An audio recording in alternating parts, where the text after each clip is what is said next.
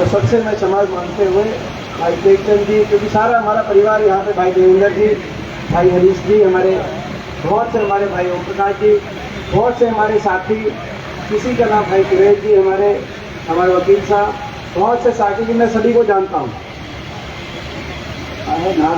मैं सभी को जानता हूँ। मैं ये नहीं कहता कि मैं 100% यहाँ पे सबको भाई नेम जानता हूँ, लेकिन गांव से तो मैं लगभग 100% और आप लोगों को भाई नेम भी मैं यहाँ पे जानता हूँ। आपको पता है, मेरा घर है, मेरा परिवार है, तो किसी का नाम रह गया हो तो मैं क्षमा चाहता हूँ। जो लिख के आए थे मैंने सारे नाम लिए हैं। सभी पिता तुल्य मेरे बुजुर्ग नौजवान साथी, माताएं, बहनें, आप लोग बहुत देर से बैठे हैं और सबने एक से एक आपने तकरीर सुनी। आज तो तीनों हमारे विधायक, तीनों ने एक से बढ़कर एक। जब चिरंजीवी बोले तो हमें लगता था कि भाई अब कुछ बोलने को बचा नहीं, इन्होंने थोड़े ने सारी बात कह दी। फिर उसके बाद कुलदीप जी बोले, लेकिन उसके बाद गीता जी ने भी पूरी विस्तार से अपनी, तो सारी बात कह दी गई है। ज़्यादा मेरे को आपके बीच में कहने के लिए, और आप लोग बहुत देर से ही बैठे हैं, मेरी तबीयत भी आज ठीक नहीं है, तो मैं लंबी बात आपके बीच में नहीं करूँगा, लेकिन कुछ बातें जो समाज की याद का जो कार्यक्रम, सबसे पहले मैं आप सबको बहुत बहुत बधाई देता हूँ जो आज इतना भव्य रूप में जो ई लाइब्रेरी का यहाँ पे स्थापन किया गया है, निर्माण किया गया है। आज मैंने देखा बहुत अच्छी तरीके से पूरी जो अपनी कमेटी है उन्होंने अच्छा काम किया है, और आज के कार्यक्रम को सफल बनाने के लिए भी आपकी पूरी कमेटी के गाँव में गई, सारे गाँव के अंदर आज हर गांव से यहाँ पे हाजिरी दिखाई दे रही है। तो इस बात के लिए पूरी कमेटी बहुत बहुत बधाई के पात्र है। पूरा समाज बधाई के पात्र है। आप सबको मैं अपनी तरफ से शुभकामनाएं देता हूँ, बहुत बहुत बधाई देना। कुछ जो जहाँ तक समाज की तरफ से कुछ मांगों की बात आपने रखी है, जहाँ तक अरेंजमेंट की बात, इसमें कोई दो राय नहीं है, ये जायज मांग है। ये आप भी जानते हैं, आपका दिल भी जानता है, हमारा दिल भी जानता है। अगर कोई इलाका पूरे देश में ऐसा इलाका है जहां लाल बहादुर शास्त्री जी ने जो नारा दिया था, जय जवान जय किसान, उस नारे की गूंज किसी इलाके में, हर गांव में, हर कोने में अगर सुनाई देती है तो दक्षिण हरियाणा का ये इलाका है। हर गांव के अंदर अगर शहीद की प्रतिमा कहीं लगाई देती है पूरे देश में, ये वो देशभक्त इलाका है।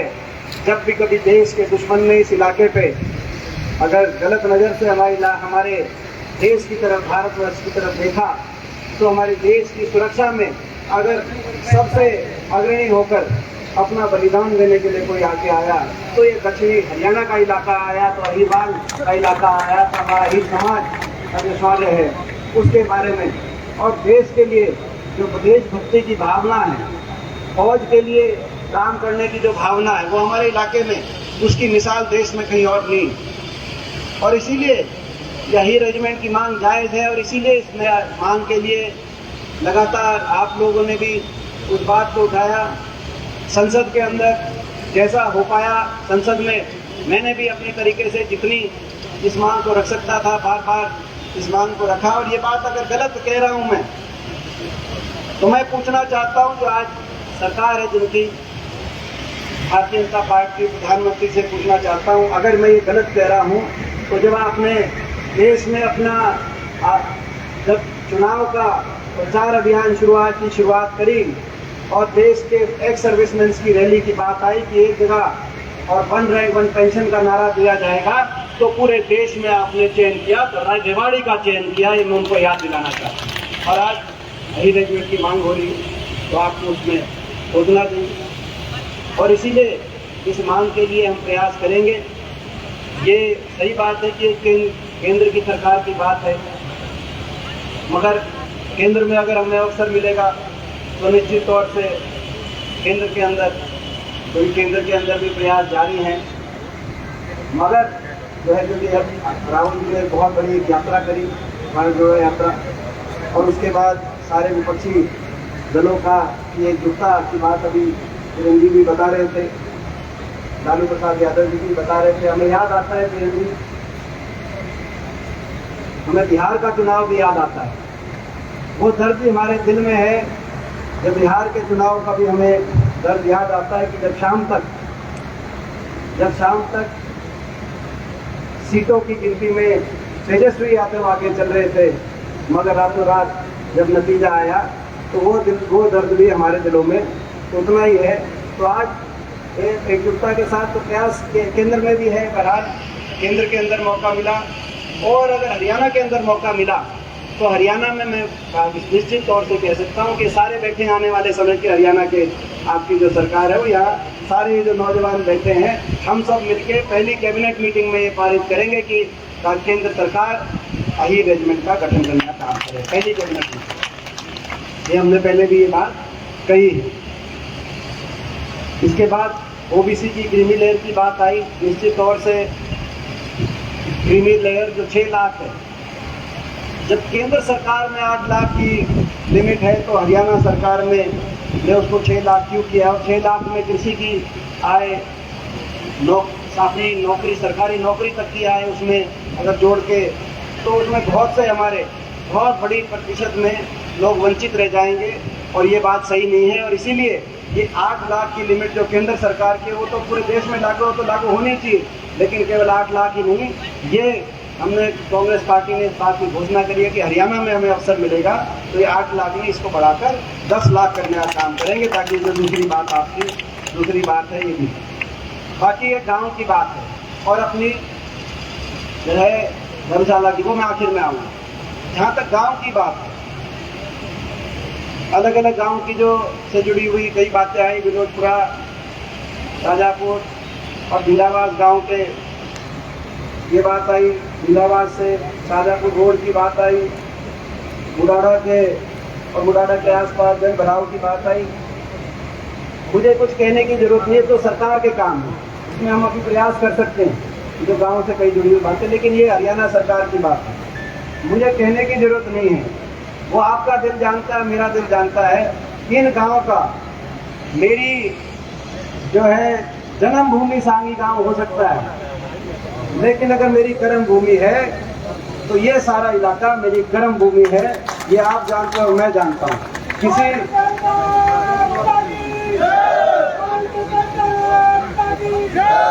किसी भी व्यक्ति का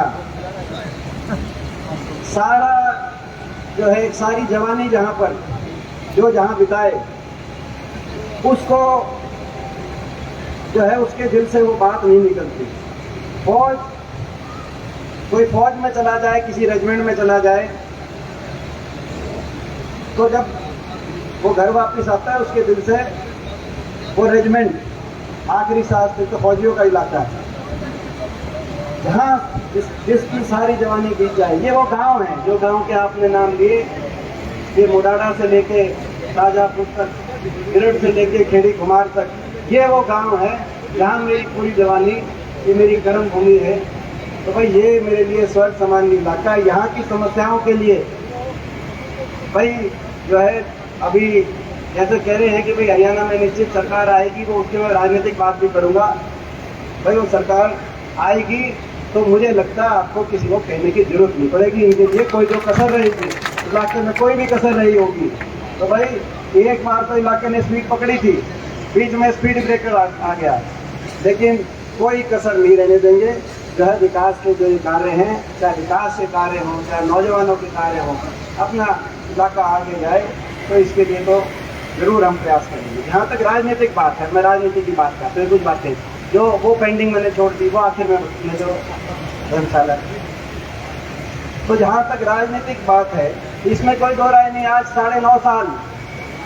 9.5 साल से प्रदेश में खट्टर सरकार और खट्टर दुष्यंत चौटाला सरकार, बीजेपी की सरकार, इन्होंने क्या किया क्या नहीं किया मुझसे ज्यादा आप जानते हैं। आज जो प्रदेश 2014 से पहले देश में प्रति व्यक्ति आय में हम नंबर 1 थे, प्रति व्यक्ति निवेश में नंबर 1 थे, खेल खिलाड़ियों को प्रोत्साहन में नंबर 1 थे, किसान की हकों की योजनाओं में हरियाणा का नाम था, गरीब की कल्याणकारी योजनाओं में हरियाणा देश में नंबर 1 था। 10 साल तक किसी भी वर्ग को धरना नहीं देना पड़ा, ना कर्मचारी, ना व्यापारी, ना किसान, ना मजदूर। 10 साल तक कोई धरना प्रदर्शन हरियाणा में नहीं हुआ और हरियाणा विकास की तरफ आगे बढ़ रहा था। आरोप प्रत्यारोप भी लगते थे।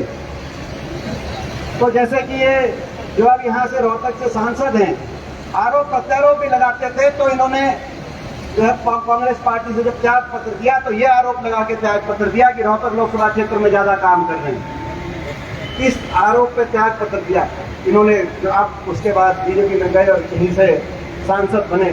और दूसरा आरोप नहीं था, आरोप लगते थे कि इन्होंने रोहतक लोकसभा क्षेत्र में ज्यादा काम कर दिया, और इस बात पे उन्होंने कांग्रेस पार्टी से त्याग पत्र दिया। यही मेरे दिल में फीस है। चुनाव में तो हार जीत सकती है, लेकिन ऐसे व्यक्ति से हार गए जो कि इस बात पे पार्टी छोड़ के गए थे कि भाई रोहतक लोकसभा में ज्यादा काम करा दिया।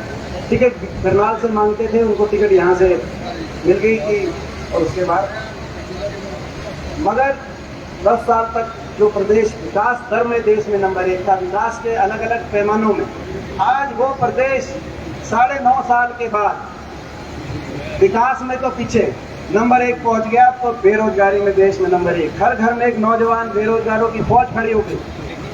कहीं कोई नौजवान अपना भविष्य को इतना अंधकार में देख रहा है, कहीं कोई नशे की तरफ, कहीं अपराध बढ़ने की बातें आती हैं, कहीं विदेश में जाने की बातें आती हैं। और हरियाणा में ना तो निवेश हुआ, 2 तरह से नौकरी मिलती है, सरकारी या निजी क्षेत्र, ना उतना निवेश हुआ।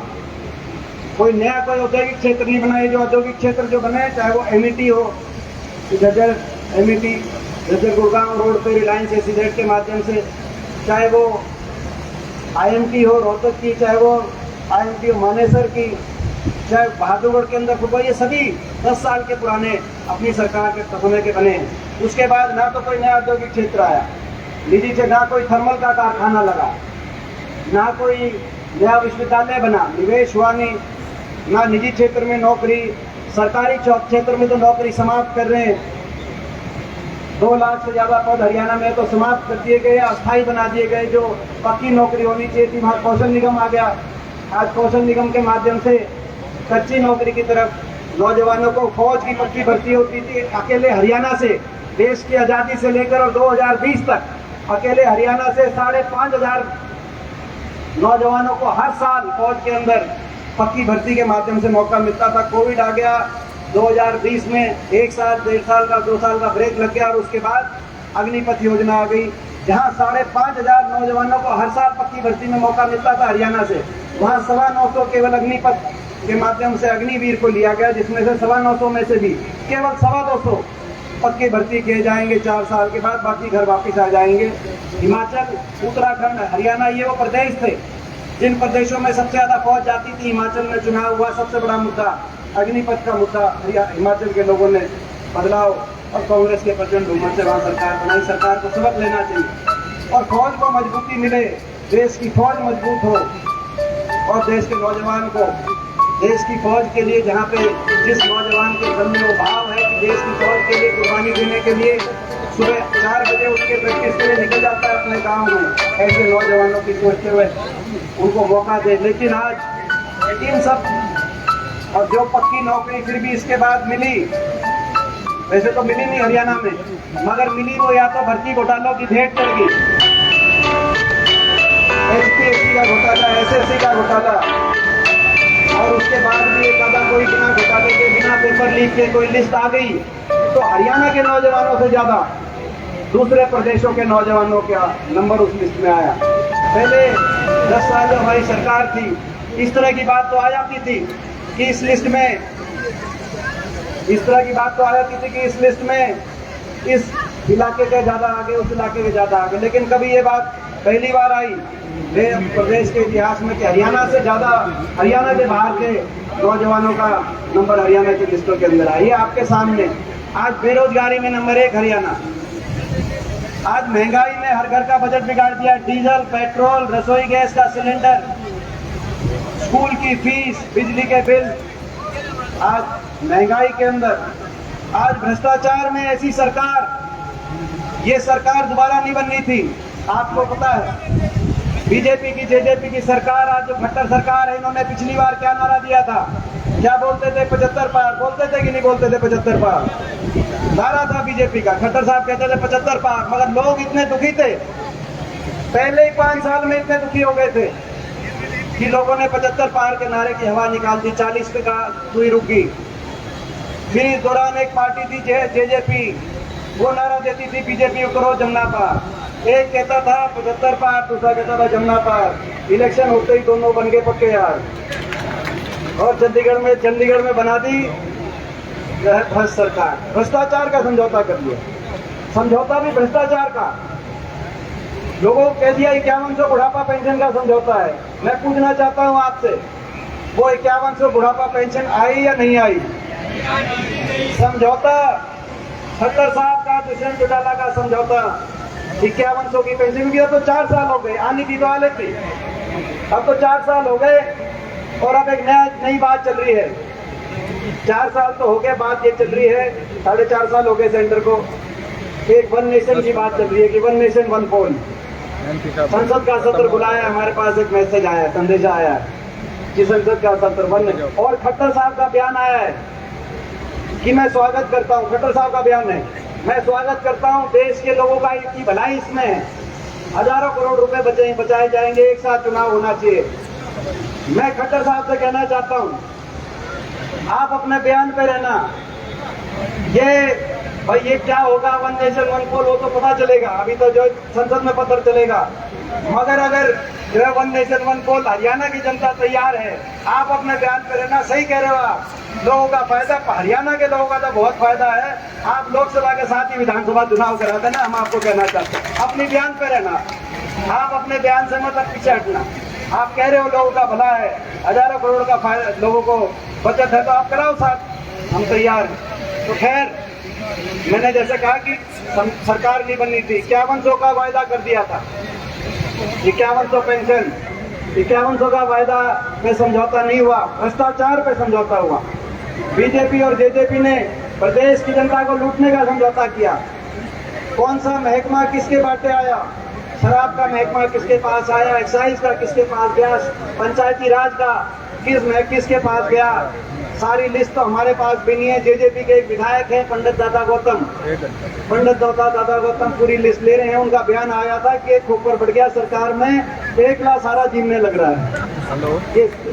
भ्रष्टाचार, आज बेरोजगारी, महंगाई, विकास की पटरी से उतर गया। अपना इलाका हो, अभी ठीक कह रहे थे राव देवान जी ने कहा कि एक बता दे काम, कोई झज्जर में किया हो, कोई रेवाड़ी में किया हो, कोई रोहतक में किया हो, कोई महेंद्रगढ़ में किया, कोई एक काम बता दें पूरे हरियाणा के अंदर।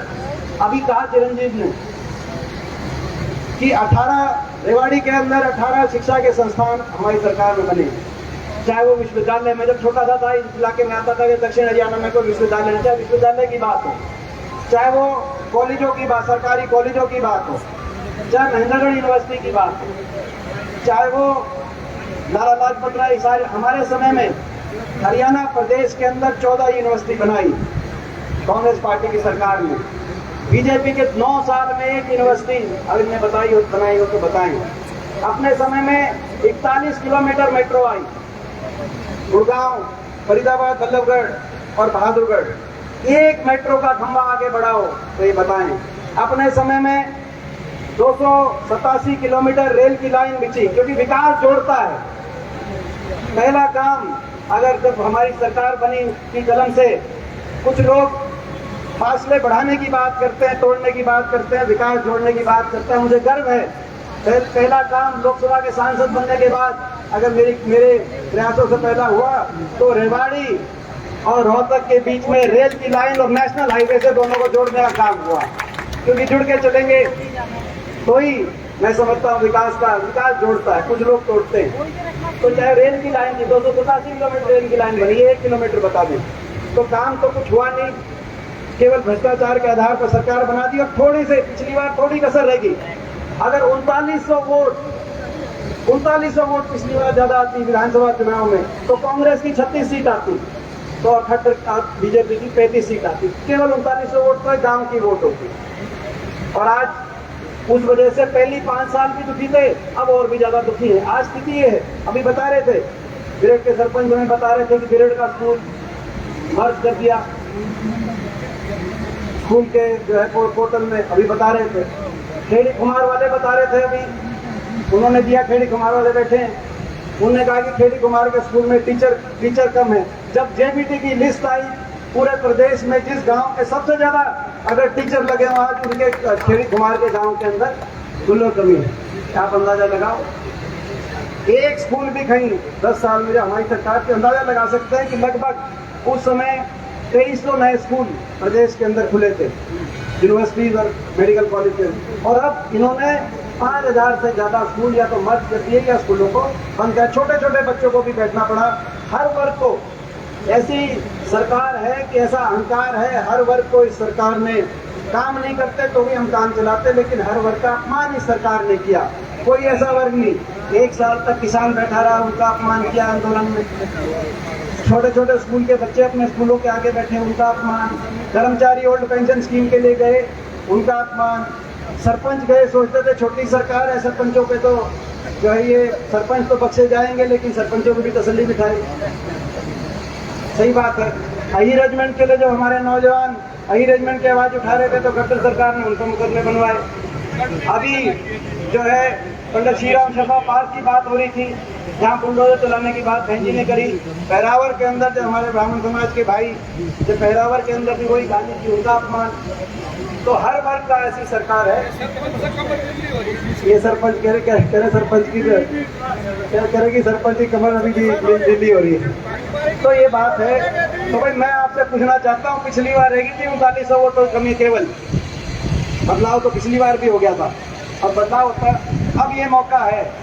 एक बात और मैं राजनीति से ऊपर उठ के कहूंगा कि ये सही है कि आज पूरे प्रदेश को नुकसान हो गया। इन्होंने हरियाणा का पट्टा बिठा दिया, आज कहीं कोई काम नहीं, लेकिन हमारे इलाके का सबसे ज्यादा हुआ क्योंकि रफ्तार पकड़ी थी। ये वो इलाका है जब हरियाणा बना उस समय हमारे इलाके को थोड़े समय के लिए मौका मिला। राव वीरेंद्र सिंह जी मुख्यमंत्री बने, पंडित भगवत दयाल जी मुख्यमंत्री बने, मगर वो थोड़े समय के लिए। उसके बाद जब राज चला गया, मैं एक बाकी चीजों को रोक के बात कह रहा हूँ, तो जब राज हमारे इलाके से चला गया तो आपने देखा कि 40 साल तक हमारे इलाके की खुद नीति इस पूरे इलाके। उसके बाद जब राज आया 10 साल, मैं आपसे पूछना चाहता हूँ तो 10 साल विकास का पहिया इस इलाके में आपने घूमते देखा था कि नहीं देखा था?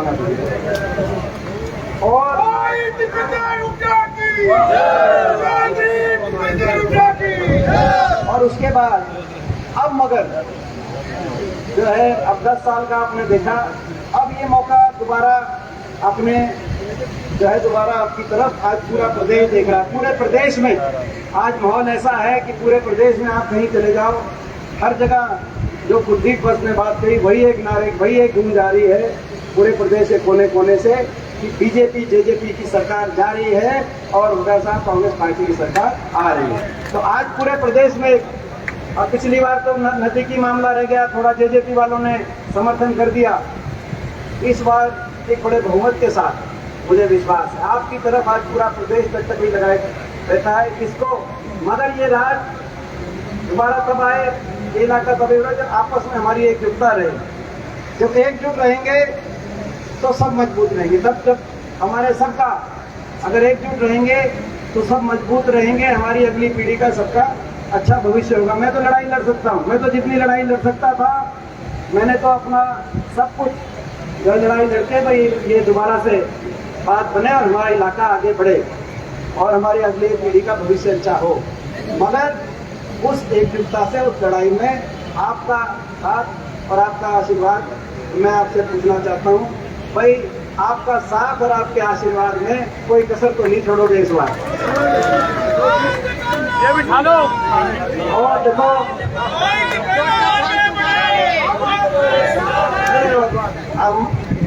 हम एक हमारा एक भाई परिवार है, हम एक हैं और हमेशा आपका आशीर्वाद का हाथ हमेशा मेरे सर पे रहा है।